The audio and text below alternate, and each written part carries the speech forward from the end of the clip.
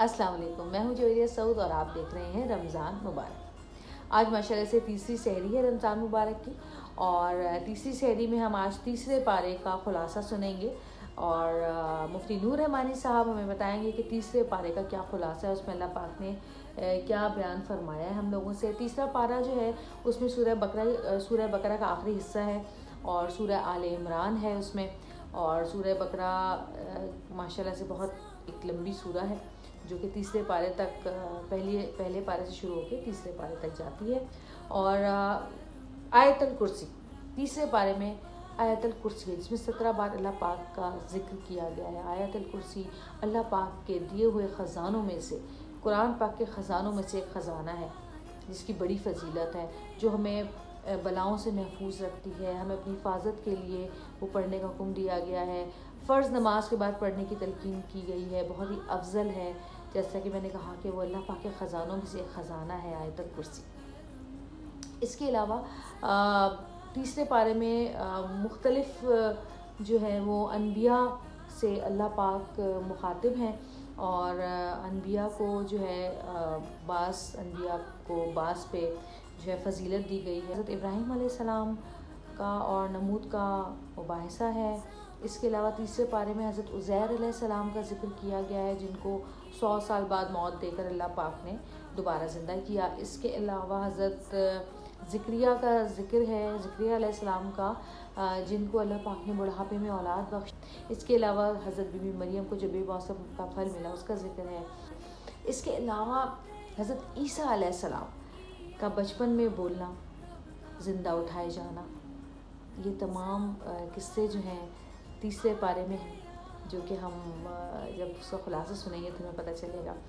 اس کے علاوہ تیسرے پارے میں جو ہے قرض اور سود اور صدقے کے بارے میں بتایا گیا ہے کہ قیامت جو ہے اس کے دن سے پہلے، قیامت کے دن سے پہلے ہمیں چاہیے کہ ہم اللہ کی راہ میں خرچ کریں اور اللہ سے تجارت کر لیں، جیسے کہ کہتے ہیں کہ جی اللہ کی راہ میں خرچ کرنا، اللہ سے تجارت کرنا ہے، لیکن قیامت سے پہلے تک، قیامت کا دن آنے کے بعد نہ تو کوئی تجارت کام آئے گی اللہ پاک سے، نہ ہی کوئی ہماری جو ہے ہمارا صدقہ کام آئے گا۔ تو پہلے جو کرنا ہے ہم نے قیامت سے پہلے ہم کر لیں تو وہی ہمارے لیے بہتر ہے۔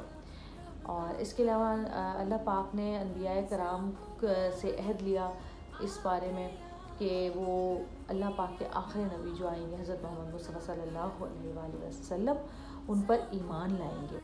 بہت ساری ایسی چیزیں ہیں جو کہ اس تیسرے پارے میں بتائی گئی ہیں۔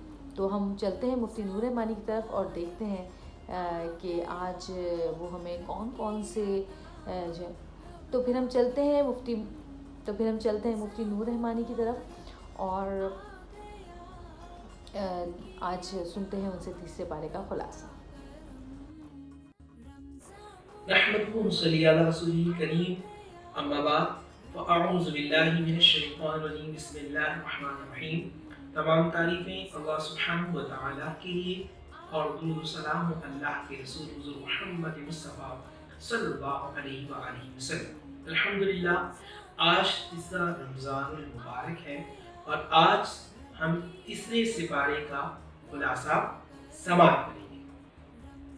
تیسرے سپارے کے پہلے رکوع میں انبیاء علیہ السلام کے خصائص کا تذکرہ ہے کہ اللہ نے حضرت عیسیٰ روح اللہ کو کلمہ بنایا، حضرت موسیٰ علیہ السلام کے تذکرے پیچھے سنتے گئے، حضرت ابراہیم علیہ السلام کی ہر ایک کو اللہ نے خصوصیت عطا فرمائی، حضرت ابراہیم کو خلد عطا فرمائی، حضرت آدم کو سفیر عطا فرمائی، حضرت نوح کو نجید عطا فرمائی، حضرت عیسیٰ کو کلمہ بنایا، اور تمام انبیاء کو جو معجزات دیے تھے وہ کل کے کل معجزات اللہ کے نبی ہم سب کے آقا حضور محمد رسول اللہ صلی اللہ علیہ وآلہ وسلم کو اللہ نے عطا فرمایا۔ تمام انبیاء میں فضیلت افضل میرے آقا کریم صلی اللہ علیہ وآلہ وسلم ہے۔ جس طرح حضور افضل ہے، اسی طرح حضور کی امت بھی تمام امتوں میں فضیلت والی ہے۔ دوسرے رکوع کے اندر آیت الکرسی ہے جس میں اللہ کا 17 مرتبہ ذکر ہے۔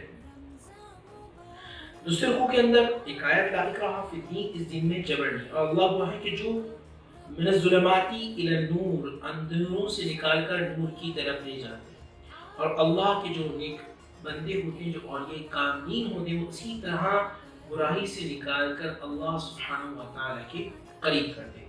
اس سے رکوع کے اندر حضرت ابراہیم علیہ السلام کا اور نمرود کا مکالمہ ہے۔ نمرود بلاتا ہے، ابراہیم علیہ السلام جاتے ہیں، کون ہے تمہارا؟ وہ جو زندہ کرتا ہے، جو زندگی دیتا ہے، یحیی و یمیت، جو زندگی دیتا ہے مردہ کرتا ہے۔ نمرود ایک بے قصور کو بلاتا ہے، پھانسی پہ چڑھا دیتا ہے، جو پھانسی والا شخص ہوتا ہے اس کو رہا کر دے اور کہتا ہے کہ دیکھو میرے بھی کام کرتے ہیں۔ حضرت ابراہیم فرماتے ہیں میرا خالق اور مالک وہ ہے فَإِنَّ اللَّهَ يَأْتِي بِالشَّمْسِ مِنَ الْمَشْرِقِ فَأْتِي بِهَا مِنَ الْمَغْرِبِ، جو سورج کو نکالتا ہے مشرق سے، فَأْتِي بِهَا، تو بس چاہے نکالے مغرب سے۔ وہ اس دلیل کو، اس آرگومنٹ کو سن کر لاجواب ہو جاتا ہے۔ دوسرا واقعہ حضرت عزیر علیہ السلام کا ہے۔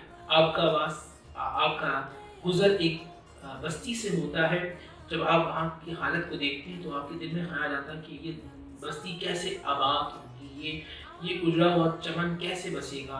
اللہ سبحانہ و تعالیٰ آپ پر موت طاری کر دیتا ہے۔ 100 سال کے بعد جب آپ کو اٹھایا جاتا ہے، قال کم لبثت، کتنا عرصے آپ نے گزارا؟ قال لبثت یوما او بعد یوم، دن کا کچھ حصہ یا پورا دن۔ اللہ فرماتا 100 عام، آپ نے 100 سال گزارے ہیں۔ اور پھر ان کا جدے مر چکا ہوتا ہے، اس کی ہڈیوں کو جمع کیا جاتا ہے، اللہ تعالیٰ کے فضل سے وہ دوبارہ کھڑا زندہ ہو جاتا ہے۔ تیسرا جو واقعہ ہے ابراہیم علیہ السلام کا ہے۔ حضرت ابراہیم فرماتے ہیں وَإِذَا قَالَ إِبْرَاهِيمُ رَبِّ أَرِنِي كَيْفَ تُحْيِي الْمَوْتَى، پروردگار تو کس طرح زندہ کرتا ہے؟ قَالَ أَوَلَمْ تُؤْمِنْ، کیا آپ کے دل میں کوئی شک؟ قَالَ بَلَىٰ وَلَٰكِن لِيَطْمَئِنَّ قَلْبِي، اطمینان قلب کے لیے اللہ میں چاہتا ہوں کہ آپ زندہ کس طرح کرتے ہیں؟ مردے کے جو مردہ ہو جاتا ہے، جو مر جاتا ہے، اسے زندہ کیسے کریں گے؟ اللہ تعالیٰ حکم دیتے ہیں، آپ 4 پرندوں کو مانوس کرتے ہیں، پھر ان کو ذبح کرتے ہیں، ان کا گوشت چاروں کا آپس میں ملاتے ہیں، دور جگہ رکھ دیتے ہیں، آواز دیتے ہیں ثم ادعوهن یأتینک سعیا، وہ پرندے جو ہے ان کا گوشت ہٹتا ہے، ہڈیاں دوبارہ جڑتی ہیں، گوشت پہ چڑھتا ہے، وہ پرندے دوڑتے ہوئے آپ کے پاس آ جاتے ہیں، آپ اللہ کی قدرتی کاملہ کا اپنی آنکھوں سے مشاہدہ فرماتے ہیں۔ چوتھے رکوع کے اندر شاہ فرمایا تھا اللہ وہ ہے کہ جب تم مثال دی جاتی ہے کہ جب آپ ایک دانہ زمین میں ڈالیں، اللہ وہ ہے کہ جو اس کی 700 بالیاں نکالتا ہے، 700 دانے آپ کو ملتے ہیں۔ سب سے زیادہ جو بہترین اجر دینے والا ہے اس کائنات میں خالق، مالک اور رازق ہے۔ اور ریاکار کی مثال ایسی ہے جیسے کسی نے چٹان میں کوئی دانہ بویا اور بارش آئی، وہ چیز کھیتی برباد ہو گئی۔ 5ویں رکوع میں بیان کیا جاتا ہے کہ جب بھی اللہ کی بارگاہ میں دو تو ہمیشہ اچھا مال اللہ سبحانہ و تعالیٰ کی بارگاہ میں خرچ ہو۔ 6ویں رکوع کے اندر الذین یأکلون الربا لا یقومون، سود کے حوالے سے ذکر ہے کہ سود اللہ سبحانہ و تعالیٰ حرام کر دیا ہے، سود گھٹتا ہے اور جو صدقات ہیں وہ بڑھتے چلے جاتے ہیں۔ 7ویں رکوع کے اندر جو لین دین ہوتا ہے بالخصوص ادھار کے معاملات کے حوالے سے یہاں تذکرہ کیا جاتا ہے کہ جب بھی آپ کسی کو ادھار دیں تو لکھ لیں۔ ہماری ایشو یہ ہوتا ہے کہ جب ہم ادھار دے رہے ہوتے ہیں تو لکھتے گئے کہ آپ پر رحمانی ہے۔ قرآن کا حکم ہے فَلْيَكْتُبْ فَاكْتُبُوا وَلْيَكْتُبْ بَيْنَكُمْ كَاتِبٌ بِالْعَدْلِ، کہ جب ایک عادل گواہ سے ان تمام چیزوں کو لکھ لیں، وقت متعین کر لیں، اگر آپ حالت سفر میں تو کوئی چیز رہن لے لیں، 2 گواہ مسلمان ہوں، اور اگر آپ کو لکھنا نہیں آتا تو کوئی مسلمان مدد کری، اللہ سبحانہ و تعالیٰ کا حکم ہے۔ 8ویں رکوع کے اندر، اور 8واں رکوع جو سورہ بقرہ کی آخری رکوع ہے، اس کی بڑی فضیلت ہے، کوئی مشکل پریشانی تکلیف کے اندر اس کو کثرت کے ساتھ پڑھتا ہے تو اللہ تعالیٰ اس تمام جو ہے وہ اس کی برکت سے مشکلات کو دور فرماتے ہیں۔ اور لا یکلف اللہ نفسا الا وسعها، اللہ ہے جو جس کا مکلف ہے، جو جس کا بار اٹھا سکتا ہے، اللہ اس کو اتنی تکلیف مبتلا کرتے ہیں۔ بڑی پیاری دعا ہے ربنا ولا تحملنا ما لا طاقة لنا به واعف عنا، اے اللہ ہمیں معاف فرما، واغفر لنا، اے اللہ ہماری بخشش فرما، وارحمنا، اے اللہ ہم پر رحم فرما، انت مولانا فانصرنا علی القوم الکافرین، اے ہمارے مددگار، اے ہمارے خالق، کافروں کے مقابلے میں ہماری مدد فرما۔ سورہ آل عمران مدنی سورت ہے، اور مدنی سورت میں ہمیں آپ کو بتایا تھا کہ معاشرت پہ بات کی جاتی ہے، معاشی مسائل پر بات کی جاتی ہے، عالی مسائل میں بات کی جاتی ہے، جو مسائل ہوتے ہیں وہ بیان کی جاتے ہیں۔ الف لام میم حروف مقطعات، اللہ لا الہ الا هو الحی القیوم، اللہ وہ ہے جو الہ ہے، جو زندگی دینے والا ہے، قائم رکھنے والا ہے، والذی یصورکم فی الارحام کیف یشاء، جو ماں کے پیٹ میں صورت بناتا ہے، سبحان اللہ۔ پھر آیا قرآن کی جو آیات ہیں وہ دو قسموں کی ہوتی ہیں، قسمان دو قسموں کی ہوتی ہیں، ایک آیت محکم ہوتی ہے، ایک متشابہ ہوتی ہے۔ محکم کے معنی واضح ہوتے ہیں، متشابہ کی آیات ہم پر واضح نہیں ہوتے، جن کے دل میں ایک اجنبی ہوتی ہے اور جن کے دل میں تردد ہوتا ہے وہ متشابہ آیات کے پیچھے پڑ جاتے ہیں اور خود اپنا ایمان خراب کر جاتے ہیں۔ 10ویں رکوع کے اندر اللہ فرماتا ہے زُيِّنَ لِلنَّاسِ حُبُّ الشَّهَوَاتِ مِنَ النِّسَاءِ وَالْبَنِينَ وَالْقَنَاطِيرِ، اللہ نے انسانوں کو زُيِّنَ لِلنَّاسِ، اللہ نے انسانوں کو حب الشہوات، شہوات میں مبتلا کر دیا ہے، من النساء عورتوں کے حوالے سے ایک انسان ہے، آزمائش ہے، بیٹے، سکے، گھوڑے، کھیت کھلیان، ذالک متاع الحیات الدنیا واللہ عنده حسن المآب، کہ جو انسان ہوتا ہے وہ ان چیزوں میں بھٹک جاتا ہے، اللہ سے دور ہو جاتا ہے۔ مال و دولت کمانا حرام نہیں ہے، مگر اللہ کو یاد رکھنا، اللہ کے بتائے ہوئے طریقے پر، یہ آزمائش کے ذہن میں رکھیے۔ ان الدین عند اللہ اسلام، بے شک جو دین اسلام ہے، وہ جو دین ہے وہ بے شک عند اللہ کے نزدیک اسلام ہے۔ 11ویں رکوع کے اندر انبیاء علیہ السلام کے حوالے سے اور منافقین اور کافروں کے تذکرہ ہوتا ہے، جو لوگ کفر کرتے ہیں، نبیوں کو قتل کرتے ہیں، ان کے لیے عذاب علیم ہے۔ اور آیت بیان کی جاتی ہے قل اللہم مالک الملک تؤتی الملک من تشاء وتنزع الملک ممن تشاء وتعز من تشاء وتذل من تشاء بیدک الخیر، اللہ وہ ہے کہ جو بادشاہ عطا فرمائے، اللہ وہ چاہے، اللہ وہی جو عزت دیتا ہے۔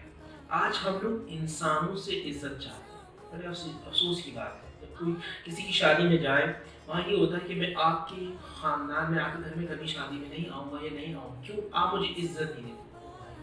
عزت دینے والا اللہ، ذلت دینے والا اللہ، جس کو عزت دے اسے کوئی ذلیل نہیں کر سکتا، اور اللہ جس کو ذلیل کرے تو اسے عزت دے نہیں سکتا۔ 12 رکوع کا آغاز ہے قل، اے حبیب صلی اللہ علیہ وسلم آپ ان بندوں سے کہیں کہ اگر یہ مجھ اللہ سے محبت کرنا چاہتے ہیں تو انہیں چاہیے فاتبعونی، آپ کی اتباع کریں، یحببکم اللہ، یہ پہلے مجھ سے محبت کرتے تھے، جب یہ آپ کی اتباع کریں گے تو میں اللہ ان سے محبت کروں گا، ویغفر لکم ذنوبکم، آپ کے تمام گناہوں کو معاف کر دوں گا، اللہ غفور رحیم، بے شک اللہ تعالیٰ غفور رحیم۔ اطیعوا اللہ واطیعوا الرسول، اللہ کی اطاعت کرو، رسول پاک صلی اللہ علیہ وآلہ وسلم کی اطاعت کرو۔ یہاں سے حضرت مریم علیہ السلام کا تذکرہ شروع ہوتا ہے۔ مریم علیہ السلام کی والدہ دعا کرتی ہیں کہ اے اللہ مجھے اولاد عطا فرما، اللہ تعالیٰ کی دعا قبول فرماتے ہیں، اور حضرت مریم علیہ السلام کی ولادت ہوتی ہے اور ان کو بیت المقدس کی ایک جگہ وہاں تربیت پاتی ہے، زکریا علیہ السلام کی زیر کفالت۔ حضرت زکریا علیہ السلام ان کے کمرے میں آتے تو دیکھتے ہیں کہ بے موسم کا پھل ہو گیا ہے، وہ پوچھتے ہیں وجد عندها رزقا، یہ رزق کہاں سے ہے؟ قال یا مریم ان لك هذا، قال هو من عند الله، اللہ کی طرف سے، ان اللہ یرزق من یشاء بغیر حساب، اللہ وہ جو بغیر حساب کتاب کے رزق عطا کرتا ہے۔ حضرت زکریا علیہ السلام دعا کرتے ہیں اور اللہ تعالیٰ کو یحییٰ علیہ السلام عطا فرماتے ہیں۔ اس میں اب جو واقعہ ہے وہ حضرت عیسیٰ علیہ السلام کے حوالے سے۔ حضرت عیسیٰ علیہ السلام اللہ کے بندے ہیں، اللہ کے رسول ہیں، اللہ نے ان کو معجزہ عطا فرمایا کہ وہ مٹی سے پرندہ بناتے تھے، پھونک مارتے تھے، فَأَنفَخُوا، وہ جو پرندہ ہوتا تھا جب وہ کہتے بِإِذْنِ اللَّهِ، اللہ کے حکم سے تو پرندہ زندہ ہو جاتا تھا، پیدائشی اندھا ہوتا تھا، ہاتھ لگاتے تھے اللہ آنکھ والا کر دیتا تھا، ابرص کسی برس والے کو ہاتھ لگاتے تھے وہ ٹھیک ہو جاتا تھا، کسی مردہ کو ہاتھ لگاتے تھے وہ زندہ ہو جاتا تھا، اور آپ فرماتے تھے جو تمہارے گھروں میں جانتا ہوں اللہ سبحانہ وتعالیٰ کے حکم سے۔ وَمَكَرُوا وَمَكَرَ اللَّهُ، ایک تمہاری تدبیر ہے، ایک تمہاری چال ہے، اور ایک اللہ کی گڈ پلاننگ ہے، اور سب سے بہتر پلانر اللہ سبحانہ وتعالیٰ ہے۔ وَاللَّهُ لَا يُحِبُّ الظَّالِمِينَ، اللہ تعالیٰ ظالموں کو پسند نہیں کرتا۔ 15ویں رکوع کی جو ابتدا ہوتی ہے قُلْ يَا أَهْلَ الْكِتَابِ، کیونکہ 14ویں رکوع کے اینڈ کے اندر آیت مباہلہ ہے، نجران کے عیسائی آتے ہیں اور کہتے ہیں کہ اگر آپ سچے ہیں تو آپ آیت مباہلہ ہاتھ کو اٹھا کر کہیں کہ اے اللہ ہم حق پر ہیں تو سامنے والے لوگوں کو برباد کرنا۔ جب عیسائی نبی اسلام کو دیکھتے ہیں، نبی اسلام تشریف لا رہے ہیں، حضرت فاطمہ، حضرت علی ہیں، امام حسن، امام حسین، تو کہتے ہیں ان سے دعائے زر نہ کروانا، ورنہ اگر انہوں نے دعا کر دی تو دنیا میں کوئی عیسائی نہیں رہے گا۔ 15ویں رکوع کے اندر مشرکین کو یہ کہا جاتا ہے کہ قل یا اہل کتاب، اہل کتاب سے کہا جاتا ہے کہ کلمہ واحد پر جمع ہو جائے، وہ ہے کہ اللہ کی عبادت کی جائے۔ 16ویں رکوع کے اندر دو گروہ کے حوالے سے بیان کیا جاتا ہے کہ اللہ کا جس پر فضل ہوتا ہے وہ اللہ سبحانہ و تعالیٰ کے قریب ہے۔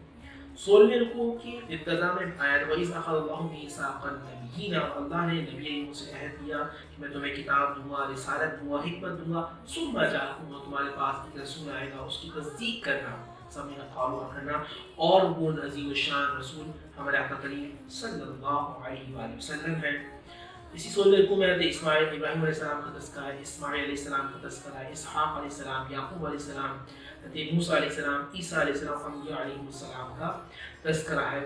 اور وہ اس کا رکوع مکمل ہوتا ہے اور دعا ہے کہ اللہ سبحانہ و تعالیٰ جو جس طرح نے یعقوب السلام نے سب سے ایک ہی بات کی اپنی اولاد سے بھی کہ ایک اللہ، ایک واحد پر ایمان۔ دعا ہے کہ اللہ تعالیٰ قرآن مجید اور قرآن حدیث کی برکت سے ہم کی بخشش مغفرت فرمائے۔